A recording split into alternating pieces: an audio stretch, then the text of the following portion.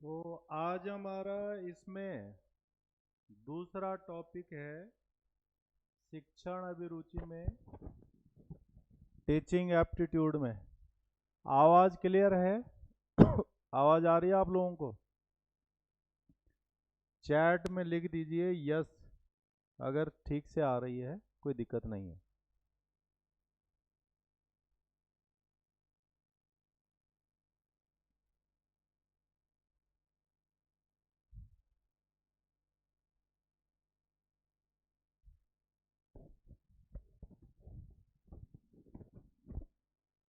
नहीं लिख रहे हैं आप? चलिए तो हम इसको शुरू करते हैं कि हमारे पास जो शिक्षण अभिरुचि में दूसरा महत्वपूर्ण आयोग है शिक्षा का, ये है माध्यमिक शिक्षा आयोग।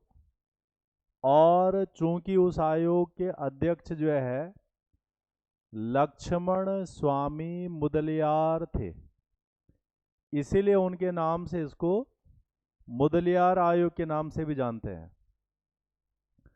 तो ये जो मुदलियार आयोग का जो प्रस्ताव है कैसे आता है, या फिर जो है माध्यमिक शिक्षा आयोग का जो प्रपोजल है, क्यों बनाया गया था इस आयोग को, इसको आयोग को बनाने के उद्देश्य क्या थे, किसने इसे बनाने का सुझाव दिया था।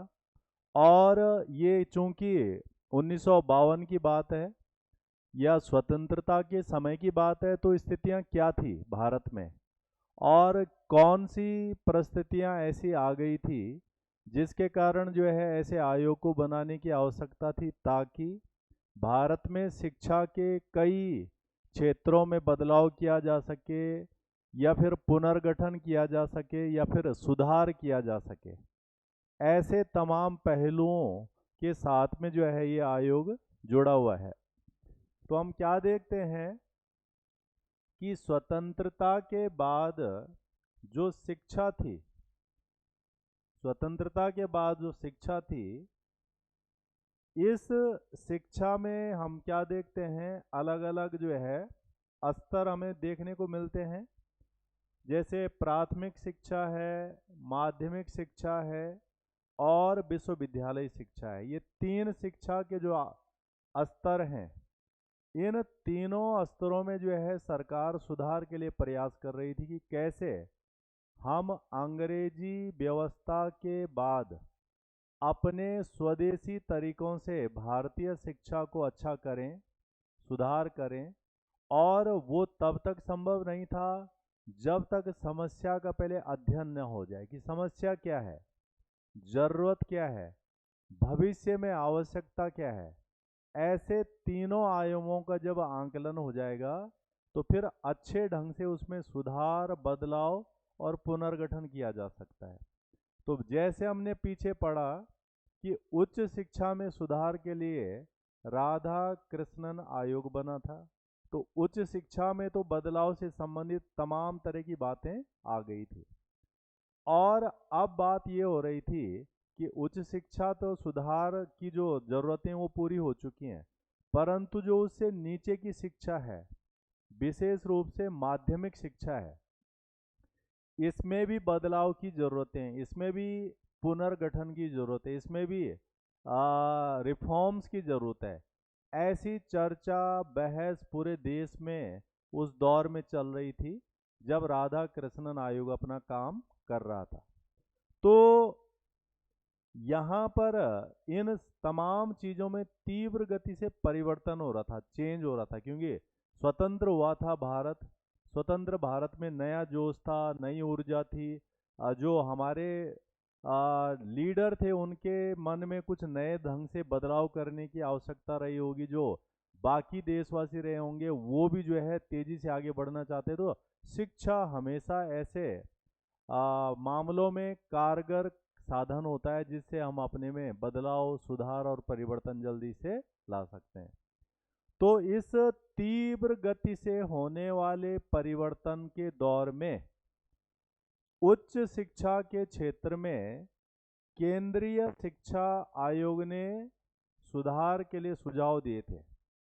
तो उच्च शिक्षा में तो हो गया, हायर एजुकेशन में, और इसके लिए रिकमेंडेशन मैंने कहा था दो लोगों ने दी थी, ये केंद्रीय शिक्षा आयोग ने दी थी। और उसके अलावा जो है एक और जो है बॉडी थी जिसने इसमें सुधार के लिए जो है रिकमेंड किया था सरकार को। किंतु अन्य स्तरों में सुधार हेतु बातें चल रही थी कि बाकी जगह भी सुधार होना चाहिए उस शिक्षा के साथ साथ में। तो 1948 में ही जब राधा कृष्णन आयोग बना था, 1948 में ही केंद्रीय सलाहकार बोर्ड, सेंट्रल एडवाइजरी बोर्ड, इसने माध्यमिक शिक्षा में भी बदलाव के लिए बातें कही थी। तो इसने कहा कि जो माध्यमिक शिक्षा है इसमें भी सुधार होना चाहिए, और अगर सुधार करना है तो फिर आयोग बनाना पड़ेगा, कमीशन बनाना पड़ेगा। कमीशन सारी समस्याओं का अध्ययन करेगा, सारे बदलाव के लिए जो है अध्ययन करेगा, और फिर सरकार को सुझाव देगा कि इन चीज़ों के माध्यम से आप माध्यमिक शिक्षा या सेकेंडरी एजुकेशन को सुधार लीजिए। तो हमारे पास क्वेश्चन आ सकता है कि किसके कहने पर सरकार ने ये मुदलियार आयोग या फिर माध्यमिक शिक्षा आयोग का गठन किया था। तो हमारा जवाब होगा केंद्रीय सलाहकार बोर्ड। कब सुझाव आया था? 1948 में। तो 1948 में जो है ये सुझाव आ गया है। अब जब जो है इस आयोग ने सुझाव दे दिया तो तब जो है इस पे आगे की बातें बढ़ती हैं। अब आगे की बातें क्या हैं? बोर्ड ने कहा, किसने? केंद्रीय सलाहकार बोर्ड। केंद्रीय सलाहकार बोर्ड ने कहा कि माध्यमिक शिक्षा जो अभी चल रही है इस देश में, सेकेंडरी एजुकेशन जो देश में चल रही है, वो एक मार्गीय है, सिंगल पाथ वाली है, यानी बिल्कुल एक ही रास्ते पे चल रही है। और इस एक ही रास्ते की शिक्षा से देश में भविष्य की आवश्यकताएं, वर्तमान की समस्याओं का समाधान संभव नहीं है। तो ये जो एक मार्गीय वन पाथ वाली जो शिक्षा है, इसमें पुनर्गठन की जरूरत है, रिकंस्ट्रक्शन की जरूरत है। और इसी के आधार पर भारत सरकार ने क्या किया?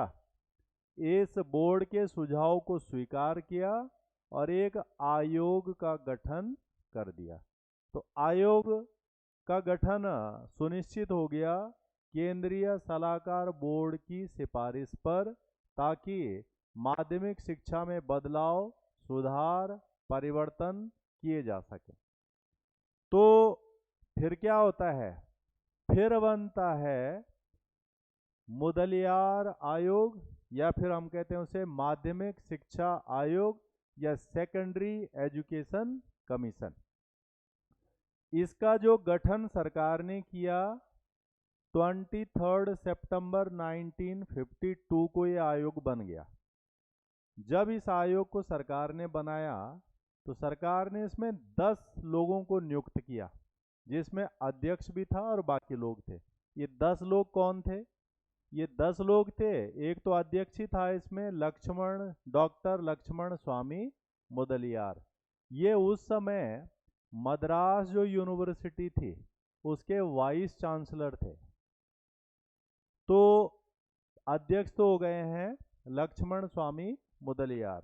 उसके अलावा इसमें जो सचिव थे ये थे S.N. बसु, ये दूसरे महत्वपूर्ण व्यक्ति थे। तीसरे उप सचिव थे और ये थे S.M.S. धारी, तीसरे सदस्य। चौथे सदस्य श्री जॉन क्रिस्टी।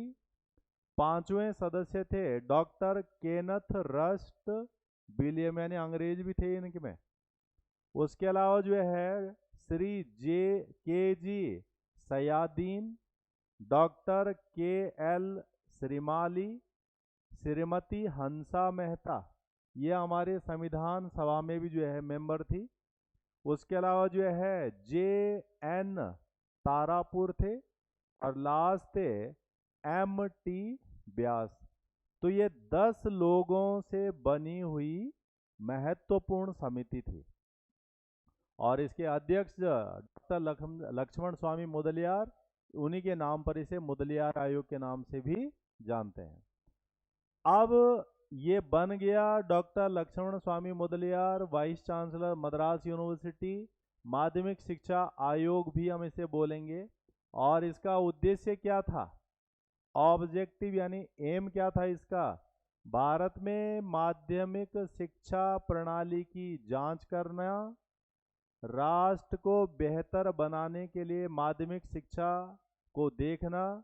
माध्यमिक शिक्षा विद्यालयों की संख्या बढ़ रही थी उस दौरान, क्योंकि अब लोग जो है शिक्षा पर ज़्यादा जोर दे रहे थे, तो कम से कम 10वीं 12वीं तक तो पढ़ते ही थे, तो उस पर काफ़ी संख्या बढ़ रही थी इन स्कूलों की, तो इसलिए इनमें बदलाव सुधार की जरूरत थी। उसके अलावा जो बालक थे उनकी संख्या भी बढ़ रही थी, बच्चे भी बढ़ रहे थे स्कूलों में, तो जब बच्चे बढ़ रहे थे तो फिर ढांचा व्यवस्था अच्छी सी होनी चाहिए थी, और उसे अच्छा सा बनाने के लिए जो है सरकार को पहले अध्ययन करने वाला एक समूह चाहिए था जो इनको देखे।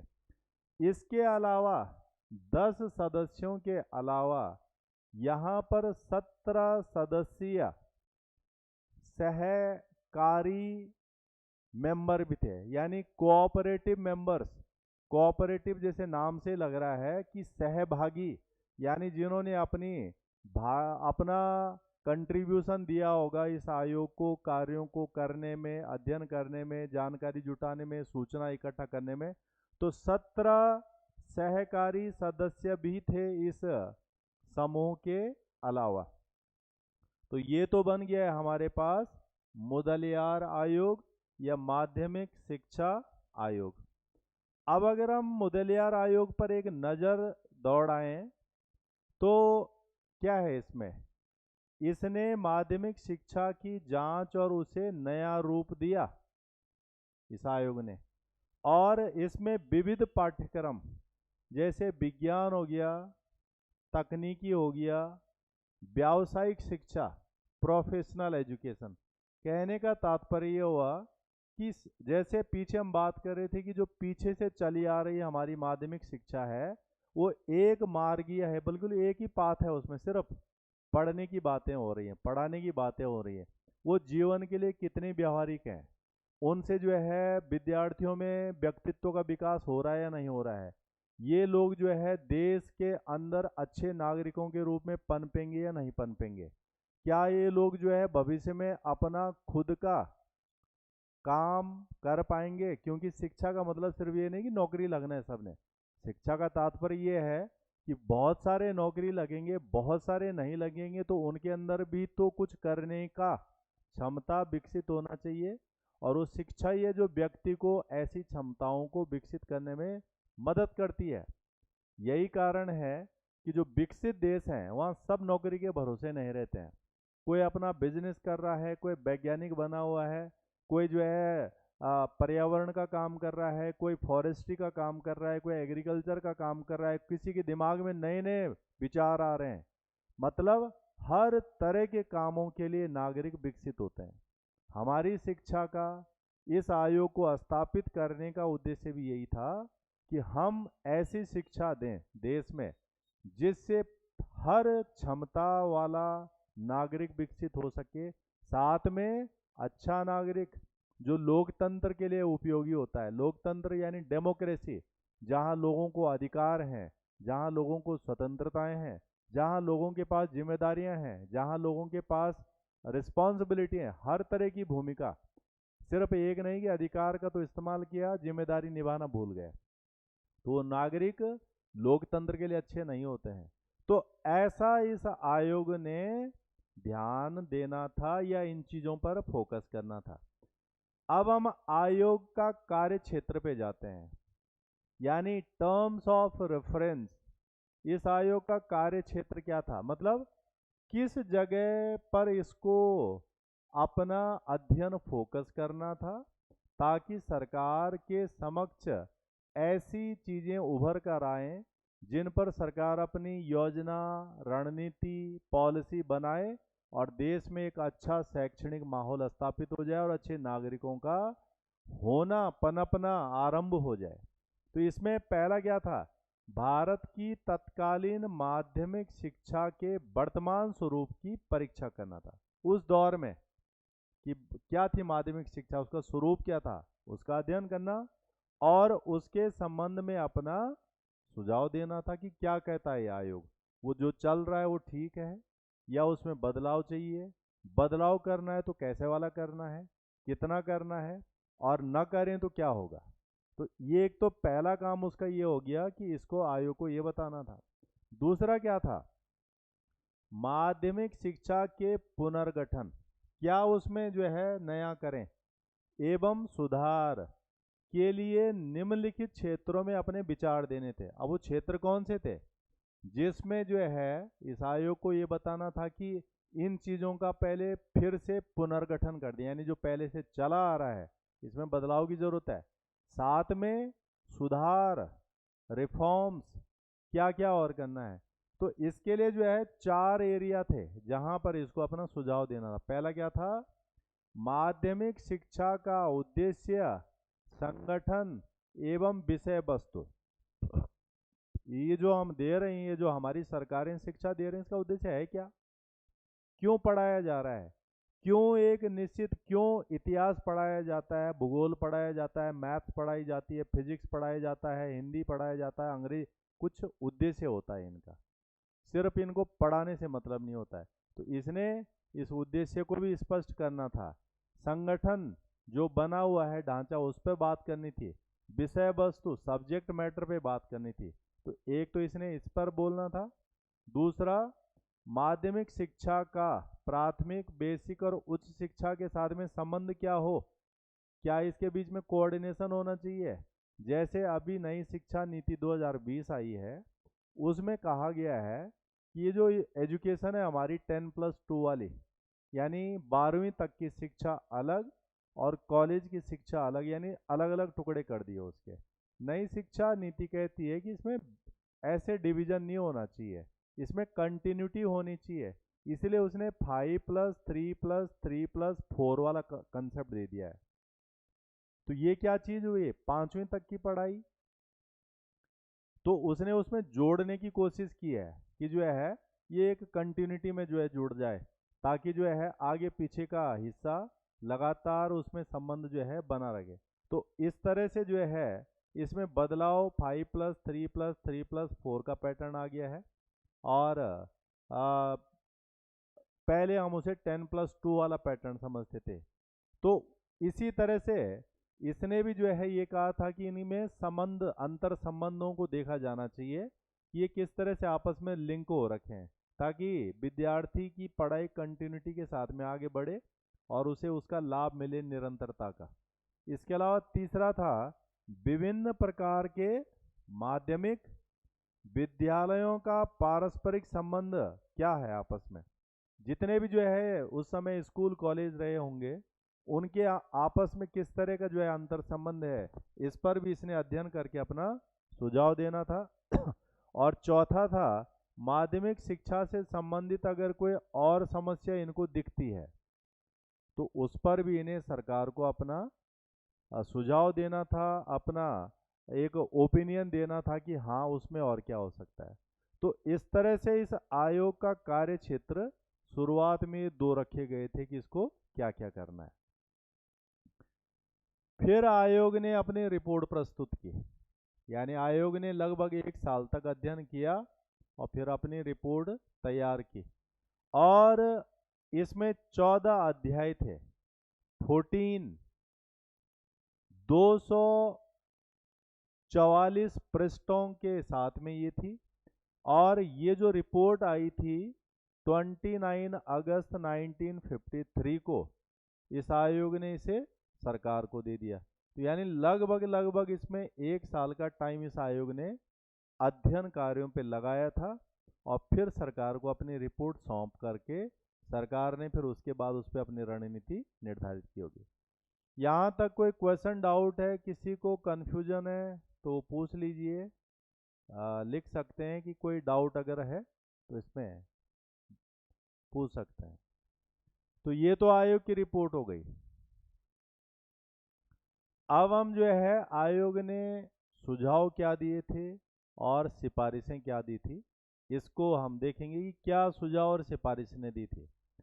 तो इस आयोग ने जो है अपने जो सुझाव और जो सिफारिशें जो है दी थी वो क्या क्या थी।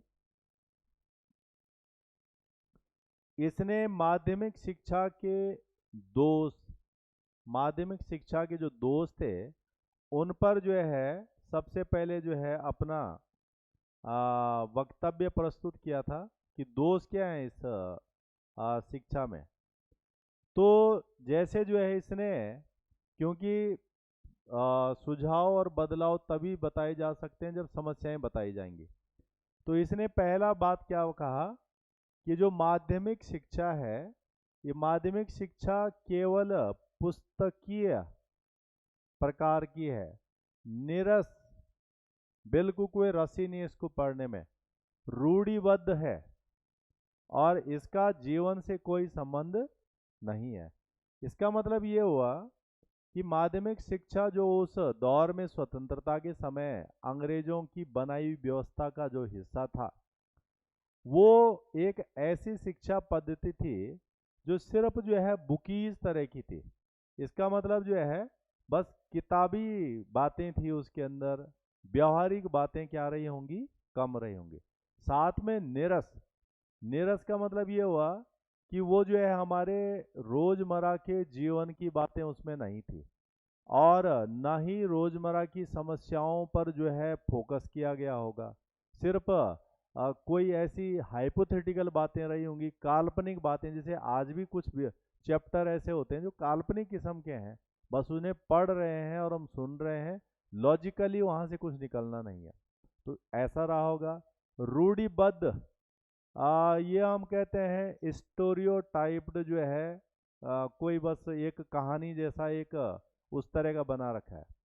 तो ये तमाम जो बातें कह रही हैं, ये बातें ये कह रही हैं कि वास्तव में जीवन के लिए जो शिक्षा चाहिए होती है, जो हमारी समस्याओं को सुलझाए, हमें जो है उन समस्याओं को पार पाने में जो है मदद करे, या फिर हमें उनसे कैसे जो है बाहर निकलना है, उसके लिए हमारे अंदर चिंतन मनन की क्षमता लाए, ऐसी ये शिक्षा नहीं थी, क्योंकि अंग्रेजों को ऐसे लोग चाहिए भी नहीं थे।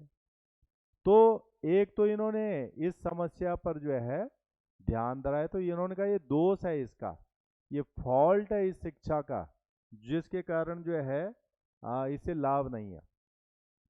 दूसरा इन्होंने क्या बताया कि यह संकुचित है, संकुचित है यानी नैरो, बिल्कुल संकीर्ण तरह की है, एक मार्गीय है, होने के कारण विद्यार्थियों के व्यक्तित्व का सर्वांगीण विकास करने में असमर्थ है। अब ये जो माध्यमिक शिक्षा है ये संकुचित प्रकार की है, एक मार्गीय, और इन चीज़ों से, इससे किसी भी विद्यार्थी के अंदर चहुमुखी विकास हो, हर तरह की बातें विद्यार्थी के अंदर आए, उसके अंदर सोचने की क्षमता है, समझने की क्षमता है, समाज के जो विभिन्न प्रकार के संबंध हैं वो उसको समझ में आए, अपने जीवन में आने वाली व्यवहारिक समस्या क्या है, उससे बाहर कैसा निकलना है वो आए। ऐसा कुछ है ही नहीं इस शिक्षा के अंदर। आज भी जैसे दो नई शिक्षा नीति 2020 की है, या फिर जो उससे पहले आई थी 1986 में, इन हर एक शिक्षा नीतियों में इस बात पर जोर दिया गया कि इनको व्यवहारिक बनाया जाए, इनको तर्क संगत बनाया जाए, इनको जीवन में होने वाली समस्याओं परेशानियों से पार पाने वाली क्षमतावान शिक्षा बनाया जाए। और प्रैक्टिकल भी होना यही चाहिए कि पढ़ाई लिखाई जो है वो जो है, जो होने वाली समस्याएं हैं उनका निराकरण कैसे निकालें, उसके उसके लायक होनी चाहिए। अब हमारी जनसंख्या बढ़ रही है, भारत की जनसंख्या रोकना है हमें, तो रोकने वाली हमारे अंदर एक विजन होना चाहिए कि कैसा रोकें। या फिर टेक्नोलॉजिकल इनोवेशन हो रहा है कि जो है नई नई तकनीकी आ रही हैं, ऐसी ऐसी मशीनें बन रही हैं जिससे हमारा जीवन आसान हो गया है। ये जो ऑनलाइन शिक्षा है ये इसलिए संभव हुई कि तकनीकी ऐसी विकास हुई है। अगर हम इसी के बारे में जो है 10-15 साल पहले बात करते तो कुछ भी नहीं था। तो ये तकनीक ऐसी ऐसी शिक्षा होनी चाहिए जो इन चीज़ों पर जो है काम करे। तो ये इसने दूसरी समस्या के रूप में यहाँ बताई थी। तीसरा इन्होंने क्या कहा कि ये जो माध्यमिक शिक्षा है विद्यार्थियों में सहयोग, उनके चरित्र, उनमें अनुशासन और नेतृत्व के गुणों का विकास करने में असमर्थ है। ये भी बहुत बड़ा फैक्ट है। आज की डेट में पूरे विश्व में सभी लोगों का बहुत जोर है, सभी देशों का बहुत जोर है कि उनके नागरिकों में ऐसी तमाम बातें आए, क्योंकि रहना सभी को समाज में है। तो जब समाज में रहना है, गांव में रहना है, शहर में रहना है, मोहल्ले में रहना है, तो उनके अंदर एक सहयोग की भावना सभी के अंदर अगर हो तो झगड़े होने नहीं है कभी। और झगड़े नहीं होंगे तो सिक्योरिटी की कम से कम जरूरत पड़ेगी, दंगे नहीं होंगे, फसाद नहीं होंगे, लोग मरेंगे नहीं। हम भारत में कितना ज़्यादा सुनते हैं कि बहुत ज़्यादा दंगे हो रहे हैं, यूपी में कितने आजकल भी जो है दंगे हो रहे हैं वहाँ पे। तो ये क्या है? सहयोग की भावना की कमी। यानी जो नागरिक उस जगह पर होंगे उनके अंदर ये गुण विकसित ही नहीं हो पाया कि मिलजुल के रहने में क्या लाभ होता है। ये शिक्षा ही है जो व्यक्ति को ऐसा काबिल बनाती है। तो यही बात इसमें है। चरित्र मजबूत, सही क्या है गलत क्या है उसका निर्धारण करने के लिए व्यक्ति का जो चरित्र है वो मजबूत होना चाहिए कि नहीं ये गलत काम है, नहीं होगा, ये सही काम है, यही होगा। जैसे हम देखते हैं कि भ्रष्ट अधिकारी होते हैं, भ्रष्ट कर्मचारी होते हैं, भ्रष्ट नेता भी होते हैं, भ्रष्ट नागरिक भी हो सकते हैं। ये जो भ्रष्ट होने का गुण है ये कहीं ना कहीं उनकी चरित्र की कमी का एक हिस्सा होता है। उसे ये पता नहीं लगता है या ये आभास नहीं होता है कि ये गलत है, हमें इसको नहीं करना है, ये सही है, हमें इसको करना है। तो शिक्षा ही ऐसी चीज है। साथ में अनुशासन, डिसिप्लिन, किसी भी कार्य को करना, चाहे पढ़ाई करना हो, सोना हो, उठना हो, बात करना हो, ऐसे तमाम चीज़ों में अगर डिसिप्लिन रहे तो काम बहुत अच्छे सहूलियत होंगे। और जैसे हम देखते हैं कि जो बहुत शिक्षित लोग होते हैं बड़े डिसेंट होते हैं और हर चीज़ में डिसिप्लिन फॉलो करते हैं। तो ये भी इन्होंने कहा था कि ऐसा करने में सक्षम नहीं है। इसके अलावा इसमें अभिरुचियों पर कोई ध्यान नहीं दिया गया है। इंटरेस्ट, जो विद्यार्थी पढ़ रहे हैं उन विद्यार्थियों को उस पढ़ाई को करने में रुचि होनी चाहिए, जिज्ञासा होनी चाहिए, क्यूरोसिटी होनी चाहिए। और वो तभी होगा जब उस पढ़ाई में उस तरह की बातें जोड़ी गई हैं। अभी जो नई एनसीईआरटी निकली हैं उसमें एनसीईआरटी ने इन चीज़ों का बड़ा ध्यान रखा है कि उसमें जो रोज रियल में जो घटना घटती है शहर में, गांव में, परिवार में, दोस्तों के बीच में, ऐसी उदाहरण कहानियों को उसमें लाया जाए, ऐसे चित्रों को उसमें जोड़ा जाए, ऐसी बातों को जोड़ा जाए जिससे आदमी रिलेट हो सके, अटैच हो सके। और जब पढ़ाई ऐसी होगी, उदाहरण ऐसे होंगे जो हम खुद समझते हैं, तो फिर निश्चित रूप से जो है उसमें रुचि पनपना स्वाभाविक है। ऐसा सुझाव इन्होंने भी दिया था कि इस माध्यमिक शिक्षा में इस तरह का जो है एक स्वरूप होना चाहिए। इसके अलावा इन्होंने कहा कि शिक्षण परंपरागत होने के कारण विद्यार्थियों में रुचि पैदा नहीं करती है। कई बार हम क्या देखते हैं कि हमारे परंपरागत तौर तरीके होते हैं, परंपरागत यानी ट्रेडिशनल, यानी सालों दर साल से वही चल रहे हैं, वही ट्रेडिशन है, वही पैटर्न है, वही तरीका कि नहीं नहीं ऐसा होना है तो ऐसा होना है। परंतु समय के साथ उसमें क्या होता है, बदलाव करना पड़ता है। पहले व्यवस्था थी कि विधवाओं का पुनर्विवाह नहीं हो सकता है, नहीं होता था, परंतु ये परंपरा पुरानी थी। बदलाव क्या है कि विधवाओं का भी विवाह हो सकता है, इसलिए कानून बनाना पड़ा, पुनर्विधवा पुनर्विधवा विवाह अधिनियम 1955-56 में आया था। ऐसे ही जो है और भी चीज़ें होती हैं कि परंपरागत चीज़ें कुछ अच्छी हो सकती हैं, परंतु समय के साथ कईयों पर बदलाव भी करना पड़ता है। हमने संविधान 1950 में बनाया था और 2024 तक होते होते हमने उसमें कई तरह के संशोधन कर दिए हैं। 100 से ज़्यादा अमेंडमेंट उसमें हो चुके हैं, क्योंकि परंपरागत उस दौर के तो थे, परंतु आज जो है वो सपोर्ट नहीं कर रहे थे वर्तमान परिवेश की परिस्थितियों के अनुसार, इसलिए बदलाव कर दिया। तो माध्यमिक शिक्षा जो अंग्रेजों के समय थी वो परंपरागत प्रणाली वाली थी, और इसीलिए जो है उसमें रुचि पैदा नहीं हो रही है। यही कारण है कि आज की डेट में जो स्कूल कॉलेज जैसे होते हैं कि हम सुनते हैं कि वो कॉलेज अच्छा है, वो स्कूल अच्छा है, वहाँ अच्छा है। अच्छा क्या है? अच्छा कहीं ना कहीं यही है कि जो पढ़ाने का पूरा ढांचा, व्यवस्था, तरीका, प्रणाली, आधार होगा, उसे रुचिकर बनाया गया है, आकर्षक बनाया गया है, वर्तमान परिप्रेक्ष्य को ध्यान में रखकर बनाया गया है। और जब ऐसा होता है तो रुचि स्वाभाविक पैदा हो जाती है। तो आयोग ने यह भी कहा था। इसके अलावा आयोग ने कहा कि यहाँ पर जो है, जो माध्यमिक शिक्षा है उसमें अंग्रेजी पर बहुत ज़्यादा जोर दिया जाता है, क्योंकि तब भारत, आज भी अंग्रेजी पर जोर है, बहुत ज़्यादा जोर रहता है। और आयोग ने कहा कि ये जो विदेशी भाषा है, पहले तो इसको सीखने में ही जो है बच्चों का बहुत सारा टाइम खर्च हो जाता है, यानी उन्हें भाषा के कारण ही समस्या हो जाती है।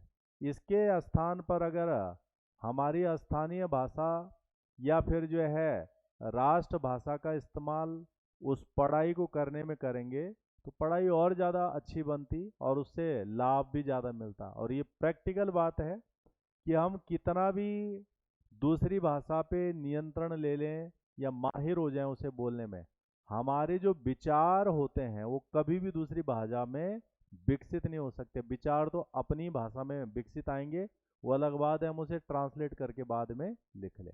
तो ये इन्होंने भी कहा था कि इस पे बहुत ज़्यादा समय खर्च होता है और इसके कारण जो है शिक्षा प्रभावित होती है। और यही कारण है कि आज जैसे सरकार कहती है कि जो शिक्षा होगी वो 3 लैंग्वेज फॉर्मूला, हमने पीछे राधा कृष्णन आयोग में भी ये बात कही थी, 3 लैंग्वेज फॉर्मूला। एक तो उसमें जो है अंग्रेजी चल रही तो ठीक है, चलने दीजिए। दूसरा उसमें हिंदी होनी चाहिए, और तीसरी उसमें लोकल भाषा होनी चाहिए। और ये 3 लैंग्वेज फॉर्मूले की बात है। तो इन्होंने ऐसा तो कुछ नहीं कहा, परंतु ये पॉइंट जरूर कहा कि अंग्रेजी भाषा माध्यमिक शिक्षा में ज़्यादा होने के कारण शिक्षा प्रभावित हो रही है, और इस पर इतना ज़्यादा जोर नहीं दिया जाना चाहिए। विश्व में बहुत सारे देश हैं, जैसे चीन है, इतनी तरक्की कर रहा है, परंतु सब कुछ वो अपनी भाषा मंडारिन में करता है। मंडारिन यानी चाइनीज। फ्रांस जिससे हम जो है फाइटर प्लेन ले रहे हैं, वो अपनी फ्रेंच भाषा में ही सब कुछ करता है, वो अंग्रेजी में नहीं करता। और अगर हम जो है रूस में चले जाएं तो वो अपनी रशियन भाषा में जो है सब कुछ करता है, वो दूसरी भाषा को। तो भारत ही आज की डेट में ऐसा देश है जहाँ पर अंग्रेजी का इतना बोलबाला है, बहुत ज़्यादा। और इन तमाम आयोगों ने इस विषय पर कहा था कि अगर तरक्की करनी है, विकास करना है, सोच का विस्तार करना है, अनुसंधान करने हैं, तो वो अपनी भाषा में संभव है, क्योंकि हमारी जो क्षमता पकड़ अपनी भाषा पे होती है वो दूसरे पे वैसी नहीं होती है। तो ये सुझाव भी इस आयोग ने दिया था दोष के रूप में। और इसके अलावा जो है इन्होंने कहा कि कक्षाओं में विद्यार्थियों की जो संख्या है वो बहुत ज़्यादा है, और ये भी अपने आप में एक दोष है कि जो है विद्यार्थियों की जो संख्या है उससे जो है कहीं ना कहीं जो है छात्र और अध्यापकों के बीच में जो एक रिलेशनशिप बनना चाहिए था या फिर एक कोऑर्डिनेशन होना चाहिए था, वो प्रभावित होता है। जैसे आजकल तो खैर उल्टा हो गया है कि सरकारी स्कूलों में बच्चे नहीं हैं, प्राइवेटों में बढ़ते ही जा रहे हैं, बढ़ते ही जा रहे हैं, और एक एक क्लास में 50 50 60 60 बच्चे हो रहे हैं। वो भी जो है नुकसानदेह है। जिस तरह से चलने वाले प्राइवेट स्कूल होते हैं और जहाँ एक एक कक्षा में 50 60 बच्चे होते हैं, वहाँ पर शिक्षा कभी अच्छी हो ही नहीं सकती है, क्योंकि एक शिक्षक इतने बच्चों के साथ में इंटरेक्शन कर ही नहीं सकता है, न उनकी समस्या सुलझा सकता है, वह सिर्फ वो अपना जो है बाजा बजा के चला जाएगा। यही बात जो है इस मुदलियार आयोग ने भी कही थी कि बहुत ज़्यादा बच्चे एक कक्षा में नहीं होने चाहिए। तो माध्यमिक शिक्षा को इस तरह से संचालित करना चाहिए कि वो प्रॉपर। नई शिक्षा नीति 2020 कहती है कि एक शिक्षक पे 30 बच्चे होने चाहिए, 30, 1:30 होना चाहिए। और ये प्रैक्टिकल है। कि इतने बच्चों को तो हैंडल कर सकता है एक शिक्षक, बट ऐसे नहीं कि 1:1:50 हो जाए, 1:60 हो जाए, तो कहीं ना कहीं उससे शिक्षा क्या होगी, प्रभावित होगी। उसके अलावा जो है इस आयोग ने कहा था कि जो परीक्षा प्रणाली है, जो एग्जामिनेशन सिस्टम है, वो बहुत ही दोषपूर्ण है। क्योंकि उस समय जो शिक्षा जो परीक्षा प्रणाली थी, उसमें जो परीक्षा कराने का तरीका था, परीक्षा कराने का मतलब होता है कि बच्चों की प्रगति का आंकलन करना, उनकी प्रोग्रेस को समझना, और उस प्रोग्रेस को ध्यान में रख करके फिर से उनके लिए क्या करना, योजना बनाना। परंतु अगर परीक्षा के माध्यम से विद्यार्थी की वास्तविक समस्याएं सामने आए ना, तो ऐसी परीक्षा का कोई औचित्य नहीं है। और जो आज हमारी सरकार का लक्ष्य है वो भी यही है कि परीक्षा का मतलब ये नहीं कि बच्चों पर दबाव डाल देना या बच्चों को स्ट्रेस में ले आना। परीक्षा का उद्देश्य यह है कि बच्चों को अच्छा बनाना है, उनकी समस्याएं पहले बाहर तो निकल के आए, दिक्कतें बाहर के निकल के आए, और उनका आंकलन असल में हो जाए कि उनकी प्रगति कितनी हुई है, प्रोग्रेस कितनी हुई है, नेतृत्व क्षमता कितनी पनपी है, सोचने की क्षमता कितनी आई है, जानने की क्षमता कितनी आई है। ऐसे तमाम चीज़ों का आंकलन होना चाहिए इस परीक्षा प्रणाली के द्वारा। तो आयोग ने कहा था ये बहुत दोषपूर्ण है जो चल रही है। उसके अलावा उन्होंने कहा था कि विद्यार्थियों में समय तालिका यानी टाइम टेबल में लचीलेपन का अभाव होता है, फ्लेक्सिबिलिटी होनी चाहिए एक टाइम टेबल के अंदर। वो टाइम टेबल का फ्लेक्सिबिलिटी है नहीं, रिजिड पैटर्न है, बिल्कुल जो है रिजिड पैटर्न। रिजिड का मतलब जैसे कई बार होता है कि हाँ ठीक है, इसको ऐसा कर देते हैं, इसको ऐसा कर होना चाहिए, परंतु नहीं। जैसे हम क्या देखते हैं, एक सरकारी ऑफिस, एक प्राइवेट ऑफिस। प्राइवेट ऑफिस को काम से मतलब होता है कि काम होना चाहिए, और उस काम में अगर कई बार जो है थोड़ा बहुत चीज़ों में बदलाव करके जो है चीज़ें करनी तो कर दिया जाएगा। बट अगर हम वही चीज़ सरकारी में लेके जाएंगे तो वहाँ वो रिजिडनेस अभी भी बची बनी हुई है कई जगहों पर, कि वो नहीं नहीं, वो कह रहे रूल यही है, ऐसा ही होगा, इसी तरह से होगा, मतलब नहीं दूसरा। तो ये फ्लेक्सिबिलिटी न होना एक समस्या के रूप में आ सकता है। हालांकि बहुत ज़्यादा फ्लेक्सिबिलिटी, बहुत ज़्यादा लचीलापन भी खराब है, परंतु समय, परिस्थिति, आवश्यकताओं को ध्यान में रख के इस तरह का बदलाव उसमें किया जा सकता है। ये तमाम जो है माध्यमिक शिक्षा आयोग ने दोष के रूप में गिनाए थे हमारी माध्यमिक शिक्षा प्रणाली के अंतर्गत।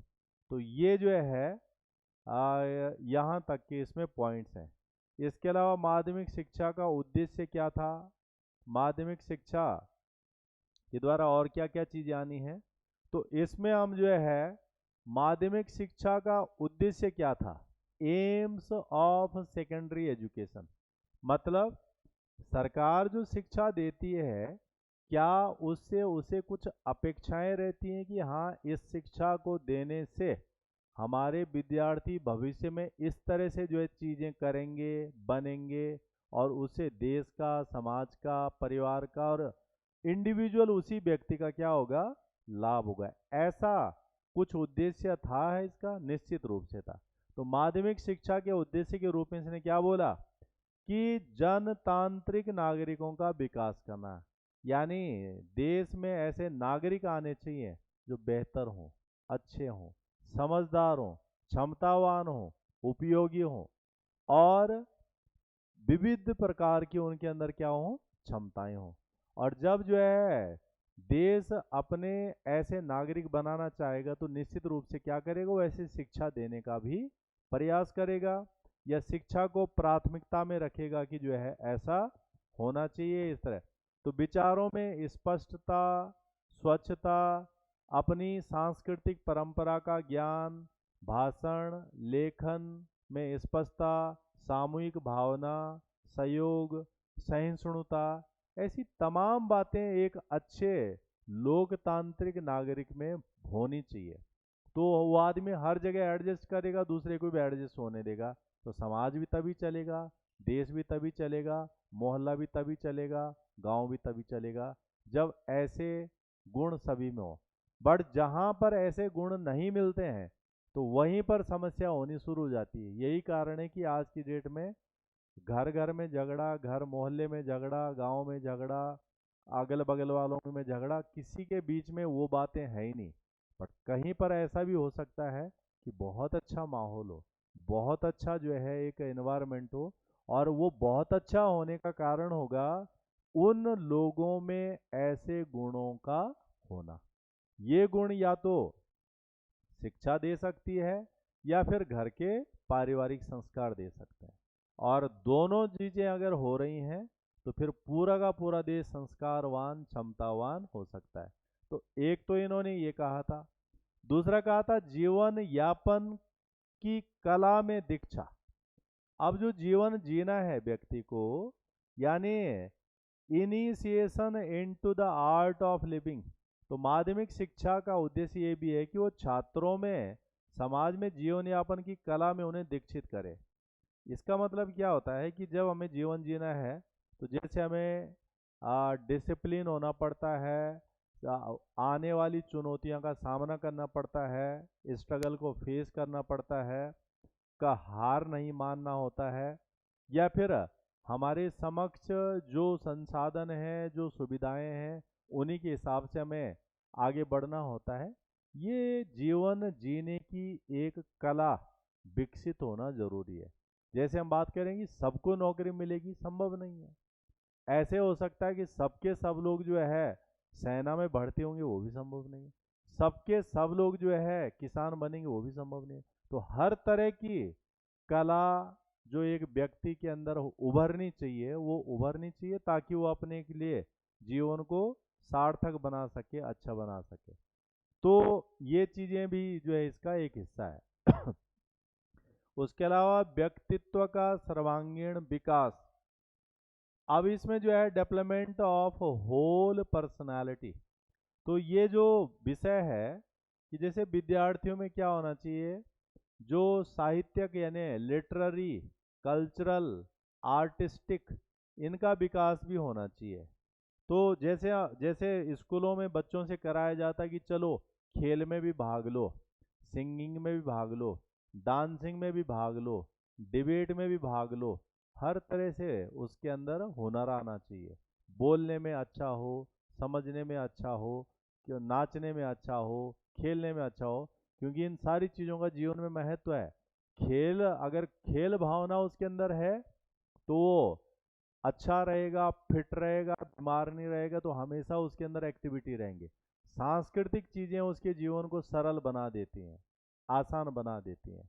तो ऐसा सर्वांगीण विकास पर भी इन्होंने फोकस किया था कि माध्यमिक शिक्षा का लक्ष्य ये भी होना चाहिए।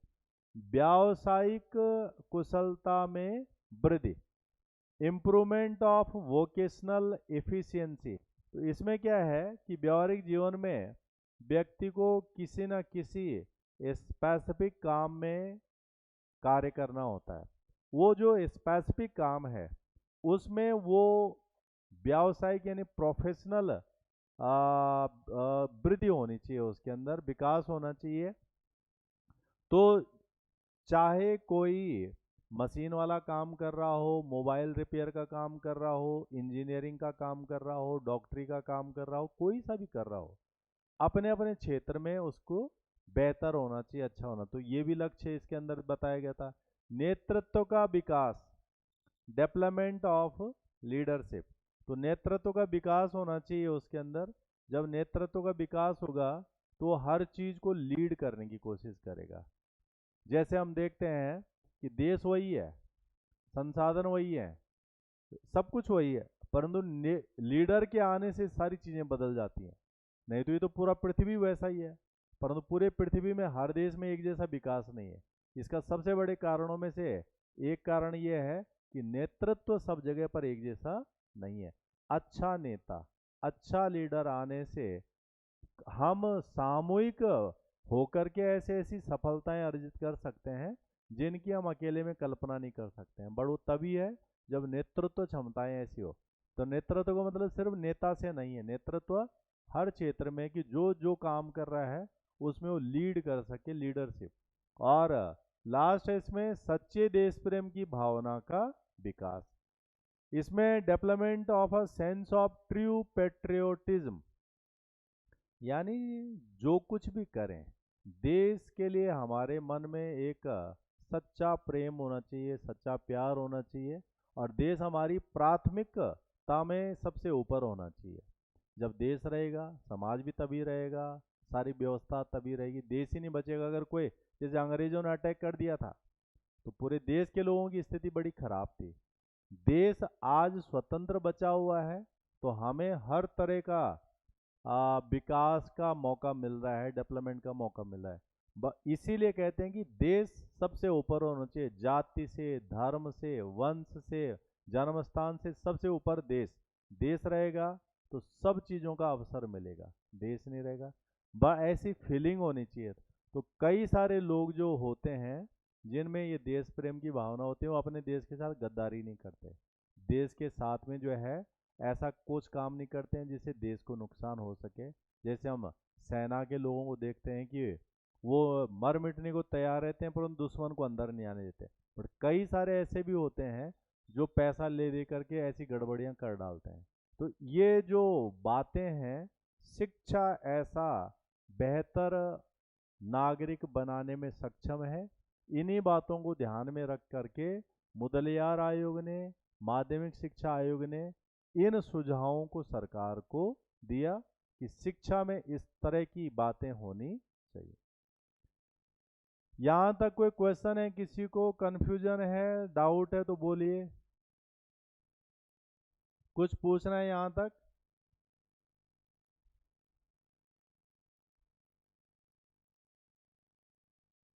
नहीं?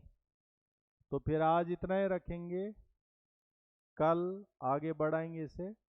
और नोट्स बन रहे हैं आप लोगों के, तो इसके जो पढ़ा रहे हैं हम सारा, इसके नोट्स भी आएंगे आपके पास, पीडीएफ में आएंगे वो। तो जैसे बन जाते हैं तो वैसे हम आप लोगों को देना शुरू कर देंगे, तब तक आप इसको साथ में ऐसे पढ़िए।